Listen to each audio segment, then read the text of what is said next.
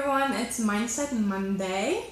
Based on last week's challenge, you should have a list of your child's strengths and their motivation for communication, and hopefully even 5 signs that you would find really beneficial to learn right now. If you do, make sure you comment so that I know which signs to teach you in the weeks to come that you're really interested in. I want to build this week on last week's challenge. So if you have those strengths listed, make sure you hang on to that list because we'll keep referring back to it in the weeks to come. I believe in order for our children to make progress, we also need to take Mindset Mondays, for example, to really work on our own mindset. As special needs parents, we have a tendency to, internalize some of those limitations that are placed on our child by medical professionals, friends, family, strangers that look at us and our child funny. I've been in those situations that are kind of uncomfortable and you don't really know how to respond. And as much as you try to brush that off, as much as you try to look at your child for who they are, when you hear those comments or get those looks over and over again, you start to subconsciously believe some of them. They're always in the back of your mind, so essentially you're starting to put yourself and your child in that box.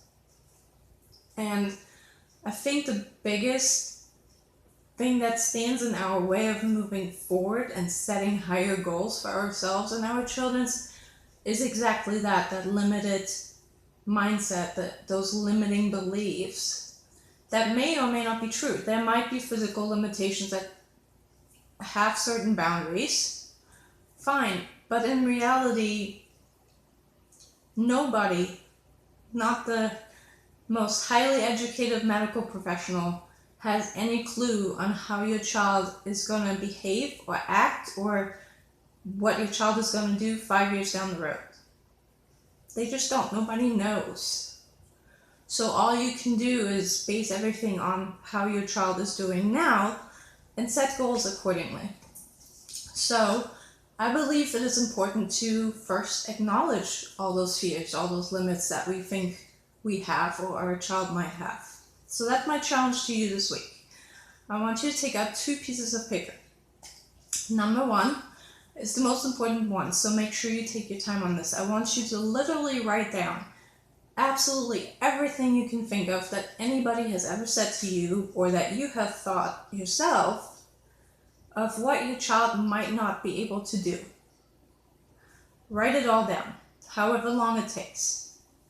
Make sure you pause that video so that you can take your time and write all those things down. That can be anything from, say for example, my son has a trach, so he's going to have difficulty speaking. He had a G-tube at one point. He's never going to be able to eat solid foods. We found out he has brain abnormalities. He's never going to be able to go to school. So those are all limiting thoughts that I had at one point. So I would write those on the list. Now you have to decide what's the case in your situation and go from there. So anything that you've ever kind of questioned that you thought your child might not be able to do, maybe there's a certain behavior even that you don't think your child is ever going to outgrow and you don't know how to cope with it.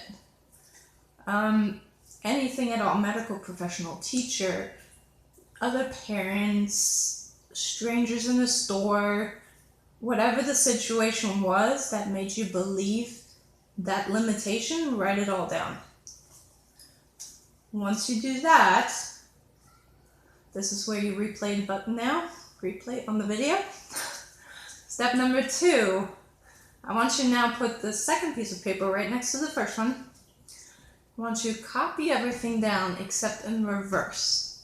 So if you said, my child will never be able to walk, I want you to write, my child will walk in his or her own time. My child will never be able to speak.